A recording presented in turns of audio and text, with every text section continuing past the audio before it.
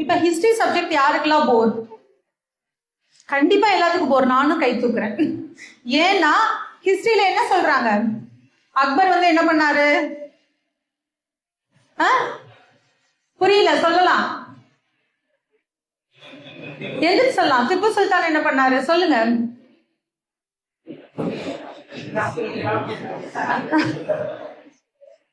சரி, இப்ப நான் ஒரு கதை சொல்றேன். கேட்டாவே நீங்க எல்லாருமே என்ன சொல்லுவீங்க? நல்லா அதை வந்து உணர்ச்சி பொங்க சொல்லுவீங்க. ஏன்னா நம்மளுடைய ஹிஸ்டரியில ஃபுல்லுமே என்ன சொல்லியிருக்காங்க? டேட்டாஸ் மட்டும்தான் கொடுத்துருக்காங்க. ஆனா வெறும் டேட்டாஸ் ஆனது இல்லை நம்ம ஹிஸ்டரி. இது எல்லாமே உணர்வு பூர்வமான விஷயங்கள். எந்த ஒரு விஷயத்த நம்மளால ஃபீல் பண்ண முடியுதோ அந்த விஷயம் என்ன ஆகாது, நமக்கு கஷ்டமா இருக்காது. கரெக்ட் தானே? சரி, இன்னைக்கு நம்ம வந்து இண்டிபெண்டன்ஸ் டே செலிப்ரேட் பண்றோமா? ஸோ அதுக்கு முன்னாடி எப்படி இருக்கும்? கொஞ்சம் டைம் டிராவல் பண்ணி அங்க போலாமா? ஸோ என்னெல்லாம் உங்களுக்கு தெரியும்? எப்படியெல்லாம் இருந்தது அன்னைக்கு சூழ்நிலை? ஓகே, பிரிட்டிஷ் எல்லாம் நமக்கு டார்ச்சர் பண்ணாங்க. எப்படி உள்ள வந்தாங்க? ட்ரேடு. ஸோ ட்ரேட் எங்க பண்ணுவாங்க? பொதுவா ஒரு இடத்துல ட்ரேட் எங்க பண்ணுவாங்க? சீ போர்ட் இருக்குது. இன்னொன்னு ட்ரேட் பண்ணணும்னா அந்த இடத்துல ஒரு பொட்டன்ஷியல் இருக்கணும்ல. பிசினஸ் ஸ்டடி எப்படி பண்ணுவாங்க? இப்போ ஒரு இடத்துல போய் ஒரு கம்பெனி வருது அப்படின்னா எப்படி அந்த இடத்த, அந்த லொகேஷனை செலக்ட் பண்ணுவாங்க? அந்த இடத்துல வந்து ஒரு பொட்டன்ஷியல் இருந்தா மட்டும் தானே செலக்ட் பண்ணுவாங்க. கரெக்டா? சோ ஃபர்ஸ்ட் விஷயம் என்னது? அவங்க செலக்ட் பண்ண இடம் எங்க? நம்மளுடைய இந்தியா. ஓகே, சோ அப்ப நம்ம எப்படி இருந்திருக்கோம்? we were very potential. நம்ம தான் வந்து என்ன பண்ணிருக்காங்க? அவங்க வந்து நம்மளை இன்வைட் பண்ணணும்னாவே என்ன, எதுக்காக நம்மளை இன்வைட் பண்றாங்க? சோ நம்ம தான் ரொம்ப பொட்டன்ஷியலா இருந்திருக்கோம் அப்படின்னு. சோ என்னெல்லாம் பார்த்து அவங்களை அட்ராக்ட் பண்ணுச்சு? எதையெல்லாம் பார்த்து அவங்க? ஹானஸ்டி, ஹார்ட் ஒர்க், வேற வெல்த், வேற நம்மளோட கல்ச்சர், தாட் ப்ராசஸ், அப்புறம் எஜுகேஷன் சிஸ்டம். சோ இப்ப நீங்க எல்லாம் சொன்னீங்கல்ல, இதுதான் ஹிஸ்டரி. இது ஹிஸ்டரி புக்ல இருக்குதா? நம்ம கண்ட்ரி எப்படி காட்டுறாங்க? எப்படி காட்டுறாங்க? நம்ம கண்ட்ரி யார் வந்ததுக்கு அப்புறம் எஜுகேஷன் வந்தது? நம்ம கண்ட்ரிக்கு ஹாஸ்பிட்டல் யார் வந்ததுக்கு அப்புறம் வந்தது? ஓகே, நம்ம கல்ச்சரே யார் வந்ததுக்கு அப்புறம் வந்தது? ஓகே, சோ அது உண்மையா? அதை படிக்கிறதுனாலதான் உங்களுக்கு கஷ்டமா இருக்கு. கரெக்டா? So no the truth. எது உண்மை அப்படிங்கறத தெரிஞ்சுக்கோங்க. யார் ஒருத்தர் தன்னுடைய வரலாறை தெரிஞ்சுக்கலையோ அவங்களுக்கு என்ன இருக்காது? உணர்வுகளே இருக்காது. when you're not feeling very proud, என்ன ஆகும்? உங்களுக்கு ஒரு ப்ரௌட், இது என்னோட கண்ட்ரி, இது இங்க வந்து இப்படி எல்லாம் இருந்திருக்காங்க அப்படிங்கிற அந்த பெருமிதம் இல்லைன்னா என்ன ஆகும்? we'll feel dull. உண்மைதானா? இது எங்க ஸ்கூல்? இப்ப நம்ம ஸ்கூல்ல இருந்து ஒரு கப் எடுத்துட்டாங்கன்னு வச்சுக்கோங்க, அந்த அன்னைக்கு நமக்கு எப்படி இருக்கும்? எல்லாரும் காலரும் மேலதானே இருக்கும். இப்ப உங்களுடைய தாளாளர் சொன்னார் இல்லையா, நம்ம ஸ்கூல்ல இருந்து ஒரு கலெக்டர் வரணும்னு. கலெக்டர் ஆனதுக்கு அப்புறம் அவர் வந்து பார்க்க போறாரா? ஆனா அவரோட தலை வந்து இன்னும் ஒரு இன்ச்சு எப்படி இருக்கும்? மேல தூக்கி இருக்கும். ஏன் ஸ்கூல் பையன், என்னோட மாணவன். சோ எப்பயுமே என்னோட இதுல இருந்து ஒரு வெற்றி வரும்போது நம்ம எல்லாருக்கும் எப்படி இருக்கும்? ஆட்டோமேட்டிக்கா நம்மளுடைய ப்ரௌட் வந்து ரொம்ப ஜாஸ்தி ஆகும். அந்த விஷயத்த வந்து நம்ம எடுத்துக்க எல்லாமே ஈஸியாகும். ஸோ இப்போ நம்ம இருக்கிறது சைக்கலாஜிக்கல் வார் தான் நம்ம மேல கொடுத்துருக்காங்க. நம்மளுடைய கண்ட்ரி வீக்கா இருக்கு, நம்மளுடைய கண்ட்ரியில எதுவும் இல்லை, ஆஃப்டர் பிரிட்டிஷ் வந்ததுக்கு அப்புறம் தான் இதெல்லாம் இருக்குங்கும் போது நம்மளே என்ன ஆகும்? நமக்கு பெருசா எதுவும் தெரியாது, அவங்கதான் இருக்குங்கிற ஒரு தாழ்வு மனப்பான்மை நமக்குள்ள இருக்குதா இல்லையா? டு பி ட்ரூ, நீங்க எல்லாரும் சொல்லுங்க, நமக்குள்ள அப்படி ஒரு தாழ்வு மனப்பான்மை இருக்குதா இல்லையா? ஆனா கிடையாது. உலகத்துக்கே முதல்ல கல்வி கொடுத்தது யாரு? குருகுலம். எத்தனை குருகுலம் இருந்தது? நிறைய. நலந்தா பல்கலைக்கழகம் எங்க இருந்தது? இங்கதான் இருந்தது. குருக்கள் மொத்தத்தையும், குருமார்கள் மொத்தத்தையும் என்ன பண்ணாங்க? வச்சு எரிச்சாங்க. ஏன் எரிச்சாங்க? அந்த நாலேஜ் வந்து ஸ்ப்ரெட் ஆகக்கூடாது. இதெல்லாம் பண்ணிட்டு நம்மளெல்லாம் என்ன பண்ண நினைக்கிறாங்க? ஒரு மேனேஜர்ஸா உருவாக்க நினைச்சாங்க. அவங்க உருவாக்குன சில விஷயங்களுக்கு என்ன பண்ணாங்க? they want some managers. அங்கிருந்து கூட்டிட்டு வர்றது கஷ்டம் தானே. இப்ப நம்மளோட கதைக்குள்ளே போலாம். சோ வந்துட்டாங்க, உள்ள வந்துட்டாங்க. சோ அவங்களுக்கு என்ன வேணும்? எல்லாமே என்ன வேணும்? டாக்குமெண்டேஷன். நமக்கு வந்து நம்மளுடைய குருகுலம் எப்படி இருக்கும்? நம்ம வந்து புக்ஸ் இருக்குமா, எழுதுவோமா? நோ. எல்லாமே எப்படி இருக்கும்? கருத்துக்கள் பரிமாறுவோம், எடுத்துக்குவோம். நம்மளோடதுல முக்கியமான ஒரு விஷயத்தை எடுத்துட்டாங்க. ஆனா குழந்தைங்களே, நீங்க கண்டிப்பா இதை எடுத்தீங்கன்னா நீங்க நினைச்சா மட்டும்தான் வரும். சுவாதியாயனா அப்படிங்கிறது தான் நம்மளுடைய குருகுலத்துல ரொம்ப இம்பார்ட்டன்ட். சுவாதியாயனாங்கிறது வந்து செல்ஃப் லேர்னிங். செல்ஃப் லேர்னிங் இன்னைக்கு நம்ம பண்றோமா? புக்குக்குள்ளேயே தான் சுத்திட்டு இருக்கோம். அந்த புக்குக்குள்ளேயே சுத்திட்டு அதுக்கே நமக்கு எப்படி இருக்கு? பயமா இருக்கு. இந்த ஒரு வருஷமா அந்த ஒரு புக்கு தான் படிக்கிறீங்க. ஒரு சப்ஜெக்ட்டுக்கு அந்த ஒரு புக் தானே படிக்கிறீங்க. அந்த புக்குக்குள்ள இருந்து வர கொஸ்டின்ஸ்க்கு எதுக்கு பயப்படுறோம்? எதுக்கு பயப்படுறோம்? ஒரு கிளிய கூண்டுக்குள்ள ரொம்ப வருஷமா வச்சுட்டு திறந்து விட்டா என்ன பண்ணும்? பறக்காது. ஏன்னா பறக்க தெரியாது. சோ அது மாதிரி நம்ம யாரும் இருக்கக்கூடாது. கரெக்டா? கூட்டி வச்சாலும் அதையெல்லாம் என்ன பண்ணணும்?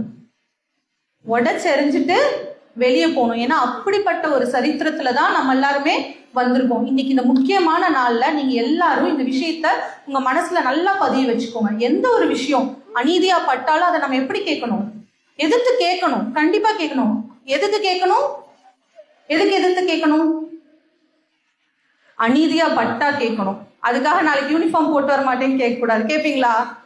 ஸ்கூலுக்கு லேட்டா வருவோன்னு கேட்பீங்களா? ஸோ டிசிப்ளின் வேற, நம்மளுடைய சுதந்திரத்தை வந்து தடுக்கிறது வேற. உங்களோட சுதந்திரம் எதுல இருக்கு? நீங்க இன்னைக்கு ஒரு ஹிஸ்டரி புக்ல ஒண்ணு படிச்சீங்கன்னா அந்த விஷயத்தை பத்தி என்ன பண்ணணும்? சுவாதியாயனா நத்திங். நீங்க அதை பத்தி என்ன பண்ணுவீங்க? இன்னைக்கு உங்க கையில உங்க போன் இருக்கா? டைம் மணிக்கணக்கா ரீல்ஸ் பாக்குறீங்களா? அதுக்கு பதிலா என்ன பண்ணலாம்? இதுல போட்டிருக்க விஷயம் கரெக்டா அப்படின்னு நீங்க பண்ணலாமா இல்லையா? இன்னைக்கு உங்களுக்கு இருக்கிற டேலண்ட்டுக்கு உங்களுக்கு வந்து அந்த கரெக்டா ஏஐ யூஸ் பண்ண தெரிஞ்சா நீங்க ரீக்ரியேட் பண்ணி நிறைய ஹிஸ்டரி புக்ஸ் நீங்க எழுதலாம். பண்ணலாம் தானே? நான் ஒவ்வொன்றுக்கும் நடுவுல பெரிய வித்தியாசம் இருக்கு. இன்னைக்கு டெக்னாலஜியை கரெக்டான விதத்துல யூஸ் பண்ணா நம்மளுடைய ஹிடன் ஹிஸ்டரியை ஃபுல்லா வெளியே கொண்டு வந்துடலாம். ஆனா அதை பண்ண வேண்டிய முக்கியமான பொறுப்பு உங்க கையில தான் இருக்குது. இன்னைக்கு வந்து வீரபாலகர் தினம் அப்படின்னு சொல்றாங்க. அவங்க என்ன பண்ணாங்க? ஏன் அவங்களை வந்து வீரபாலகர் தினம் இன்னைக்கு நம்ம கொண்டாடுறோம்? 26th. சரியா? அவுரங்கசீப்போட பீரியட் எப்படி இருந்தது? யாராவது சொல்ல முடியுமா? ஹிஸ்டரியில படிச்சிருக்கீங்களா? அவுரங்கசீப்போட பீரியட் நம்மளுடைய கண்ட்ரியில எப்படி இருந்தது? ரொம்ப கொடூரத்தோட உச்சத்துல இருந்தது. நம்மளுடைய பாரத நாட்டுல எவ்வளவு அமைதியா இருந்தோமோ அந்த அமைதியை வந்து மொத்தமா என்ன பண்ணிட்டாங்க? வேனிஷ் பண்ணிட்டாங்க. அவங்க வந்தா அவங்க முதல் கை வைக்கிறது என்னன்னா நம்மளுடைய கலாச்சாரம், கலை, கோவில், எதெல்லாம் புராதன சிற்பங்கள் இருக்குது இது எல்லாத்தையும் என்ன பண்ணிடுவாங்க? அழிச்சிருவாங்க. இப்ப நம்ம ஸ்கூலுக்குள்ள வந்தா இந்த ஒரு மரம் இருக்குது, இந்த மரத்துக்கிட்ட உட்காந்து சாப்பிடுவோம் இப்படின்னு உங்களுக்கு நிறைய பழக்கங்கள் இருக்குல்ல. மறுநாள் காலையில வரும்போது அந்த மரம் இல்லைன்னா நம்ம எவ்வளவு துடிச்சு போயிடுவோம். நான் இங்கதான் உட்காந்து பேசுவேன். பண்ணிருக்கோமா இல்லையா? ஒவ்வொரு இடத்தையும் நம்ம என்ன பண்ணுவோம்? புதுசா ஒரு பில்டிங் கட்டுறாங்க, அங்க நீங்க விளையாண்டு இருக்கீங்கன்னா அதுவே உங்களுக்கு கொஞ்ச நாள் கொஞ்சம் கஷ்டமா இருக்கும்ல. சோ சுத்தி நம்ம இருந்த எதுவுமே இல்லைன்னா நம்ம சொந்த நாட்டிலேயே நம்ம எப்படி ஃபீல் பண்ணுவோம்? அகதிகள் மாதிரி நம்ம வந்து உணர்வோம். அந்த உணர்வு தான் அவங்களுடைய பெரிய பலம். நம்மளை வந்து பலவீனமாக்குறதுக்கு நம்ம என்ன பண்ணுவாங்க? சொந்த நாட்டிலேயே அவங்க என்ன பண்ணிடுவாங்க? எல்லா கட்டமைப்பையும் அவங்களுக்கு ஏத்த மாதிரி மாத்தும் போது நமக்கு என்ன உணர்வோம்?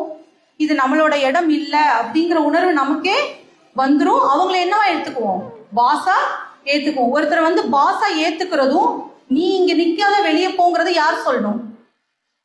நம்ம தான் சொல்லணும். இப்ப நான் உங்க ஸ்கூலுக்கு வந்திருக்கேன், வாங்க நீங்க தானே கூப்பிடணும். உங்க ஸ்கூல் இது. நான் வந்து என்ன பண்ண முடியாது? இங்க அதிகாரம் செலுத்த முடியாது, செலுத்தவும் கூடாது. அந்த இடத்த நீங்க கொடுப்பீங்களா? இது உங்க ஸ்கூல். அதே மாதிரி இது நம்மளோட நாடு. அப்ப என்ன ஆயிடுச்சு? மெதுவா அவங்க ஆக்கிரமிச்சு அவங்களுடைய இதை எல்லாத்தையுமே பண்ண ஆரம்பிச்சாங்க. அப்ப என்ன பண்ணாங்க? குரு கோவிந்த் சிங் 10வது சீக்கிய குரு, அவர் என்ன பண்ணாரு? இதை எதிர்த்து முதல் முறையா என்ன பண்ணாரு? அது வரைக்கும் சாமி கும்பிட்டுட்டு அமைதியா இருந்தவங்க என்ன பண்ணாங்க? இதை எதிர்த்து நம்ம போராடணும் அப்படிங்கிறதுக்காக என்ன பண்ணாங்கன்னா வாரியர்ஸா மாத்தினாங்க. இருக்கிற பீப்புள் எல்லாருமே என்ன பண்ணாங்க? எதிர்த்து கேட்க ஆரம்பிச்சாங்க. அப்ப அண்ணன் சொன்ன மாதிரி தலையில அந்த இது போட்டாங்க இல்லையா? அது எதுக்குன்னா யாருக்கும் தலை வணங்க கூடாது, நம்ம தலை நிமிர்ந்துதான் நிக்கணும் அப்படிங்கிறதுக்கு. அவங்க ஒரு பால் வச்சிருப்பாங்க. இன்னைக்கு ஏர்போர்ட் போறப்பையும் பார்த்திருப்பீங்க இல்லையா? நம்ம ஏர்போர்ட் போகும்போது நெயில் கட்டு கொண்டு போலாமா? ஆனா அவங்க ஒரு கத்தி வச்சிருப்பாங்க, பாத்திருக்கீங்களா? அவங்களுக்கு அது அலோடு. எதுக்கு அவங்களுக்கு அப்படி ஒரு பெருமை? எதுக்கு அது கொடுத்தாங்க அப்படின்னா அவங்களுடைய மிகப்பெரிய தியாகம் தான் இன்னைக்கு நமக்கு வந்து சுதந்திரம் கிடைச்சதுக்கு ஒரு பெரிய ரோல். ஸோ அந்த போர்ல வந்து அவுரங்கசீப் வந்து அவுரங்கசீப்போடைய போராட்டத்துல குரு கோவிந்த் சிங்கோட 2 பசங்க, நம்ம வீட்டுல நம்ம குழந்தைங்கள் விடுவாங்களா? ஏதாவது ஒரு பிரச்சனைனாவே வீட்டுக்குள்ள பாதுகாப்பா வைப்பாங்க. ஆனா அவருடைய 2 பசங்களை போருக்கு அனுப்புனாரு. அனுப்பிட்டு அந்த போர்ல அவங்க வீர மரணம் அடைச்சிட்டாங்க. அதுக்கப்புறமா குடும்பம் வந்து பிரிஞ்சது. இன்னும் 2 பசங்க இருந்தாங்க, அவங்க பாட்டி வீட்டுல இருந்தாங்க. அவங்க பாட்டி வீட்டுல இருக்கும்போது என்ன ஆச்சுன்னா, யாரோ ஒருத்தர் என்ன பண்ணிட்டாங்க, இன்னும் இவருக்கு 2 பசங்க இருக்காங்கன்னு சொல்லி கொடுத்துட்டாங்க. அவுரங்கசீப்பை வந்து ரொம்ப பிரேவ் அப்படின்னு சொல்லி சொல்றாங்க. ஆனா அவுரங்கசீப் பார்த்து பயந்தது குரு கோவிந்த் சிங்கை வந்து பார்த்து ரொம்ப நடுங்கி போனார் அவர். ஏன்னா அவர் அந்த அளவுக்கு ஒரு எழுச்சியை கொண்டு வந்தார். அவருடைய பசங்க 2 பேர் இருக்காங்கன்னா நாளைக்கு நமக்கு ஆபத்து தான். இன்னைக்கு படத்துல எல்லாம் சொல்றாங்கல்ல, என்ன பண்ணக்கூடாது, எதிரிய விட்டு வைக்க கூடாதுன்னு டைலாக் வருது இல்லையா? சோ அதே மாதிரி அந்த 2 பசங்களை தேடி அவுரங்கசீப் போனாரு. போயிட்டு அந்த 2 பசங்க கிட்ட ஒரு ஆப்ளிகேஷன் வச்சார், சின்ன சின்ன பசங்க. ஸோ அவங்களுக்கு ஒரு ஆப்ளிகேஷன் கொடுக்குறாங்க, ஒன்று நீங்க மதம் மாறுங்க, இல்லைன்னா உங்களுக்கு மரணம் தான் அப்படின்னு. அவங்க 2 பேரும் சொன்னாங்க, எங்க தலை யாருக்காகவும் வணங்காது. யாரோட பசங்க?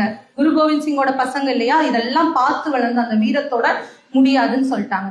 அப்ப என்னாச்சு, அவுரங்கசீப்க்கு அப்படி ஒரு பயம். உண்மையா அது பயம்தான். இந்த வீரத்தை வந்து வளர விட்டா என்ன ஆகும், நம்மள அழிச்சிருவாங்க, மக்கள் எல்லாம் என்ன ஆயிடுவாங்க, தைரியம் ஆயிடும். ஸோ இந்த இது வந்து ரொம்ப நம்ம வந்து கொடூரமா கொடுக்கணும்னு சொல்லி அவங்க உயிரோட சமாதி வைக்கணும் அப்படிங்கிறத முடிவு பண்ணிட்டாங்க.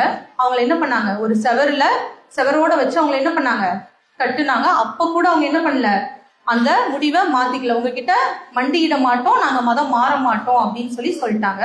கட்டி முடிச்சதுக்கு அப்புறம் அந்த செவரை இடிச்சுட்டு அவர் என்ன பண்ணாருன்னா, அவங்க தலையை கூட வெட்டிட்டாரு. அப்ப என்ன ஒரு பயம் இருக்கணும்னு பாருங்க. இறந்ததுக்கு அப்புறம் கூட ஒருத்தர் மேல பயம் இருக்கணும்னா எந்த அளவுக்கு அவர் வந்து வீரமா இருந்திருப்பாங்க.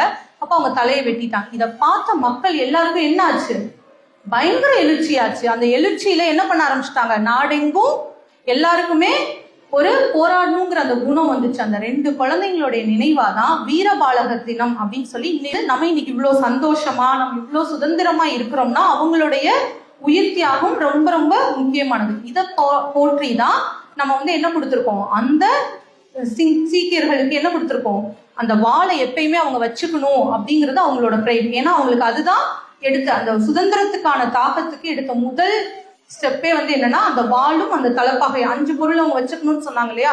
இன்னைக்கு நம்ம போனாலும் நம்மளுடைய கோல்டன் டெம்பிள் சொன்னாங்க இல்லையா, பார்க்க ரொம்ப அழகா இருக்குது, எல்லாமே நல்லா இருக்கு. ஆனா இப்பயும் அங்க என்ன இருக்குன்னா த்ரெட் இருக்குது.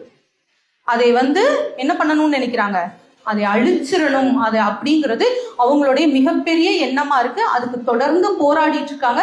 மொத்த சீக்கியர்களும் அண்ணன் சொன்ன மாதிரி அத்தனை பேரும் ஒரு குடும்பத்துல இருந்து ஒருத்தர் அங்க போனீங்கன்னாவே உங்களால இப்ப நம்ம சொல்ற கதைய நம்மளால ஃபீல் பண்ண முடியும். அந்த வாளோட அவங்க எடுத்துட்டு இருக்க ப்ரைட் ஆகட்டும், அதை எந்த அளவுக்கு அதை பாதுகாக்கணும் அப்படின்னு.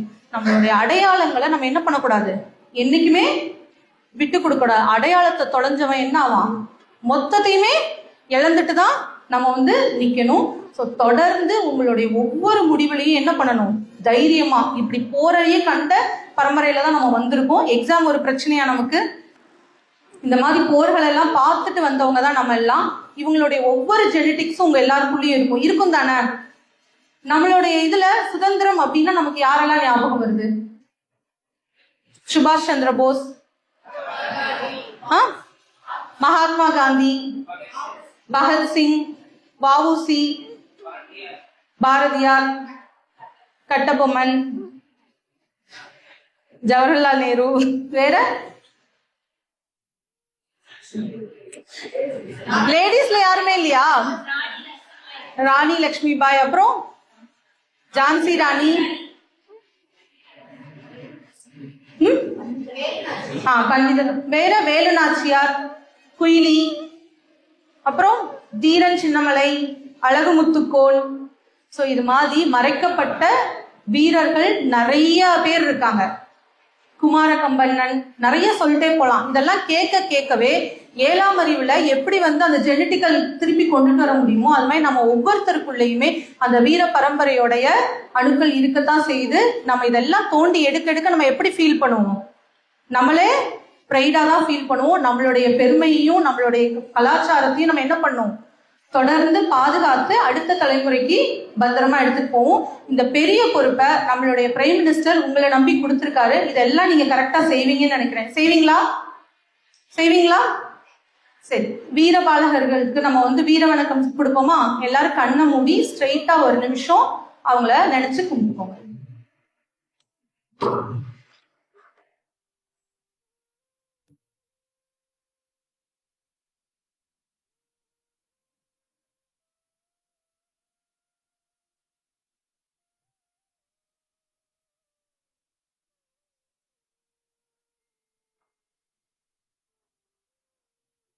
தேங்க்யூ. வாழ்க பாரதம், வந்தே மாதரம்.